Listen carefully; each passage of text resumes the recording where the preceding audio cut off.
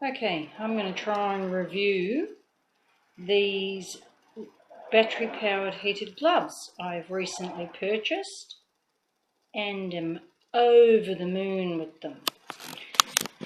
I suffer from freezing cold hands every time I go out on even a mildly cool day.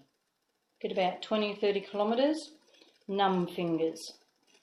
Those three, in fact. Anyway, back to the point.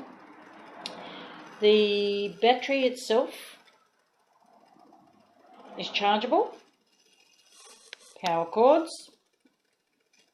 Took about 3.5 hours to charge first time round. That's on maximum, high, medium, low, off again. So it goes into this little pocket here.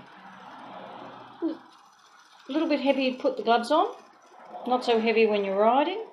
So when you're riding, you can adjust. It's on. If it gets too hot, I don't know I'd ever use hot. Might do if I'm travelling the Great Ocean Road. So you just flick through. I cannot tell you how much these were worth, every single cent of them. They were $160, but I think I've just saved my life.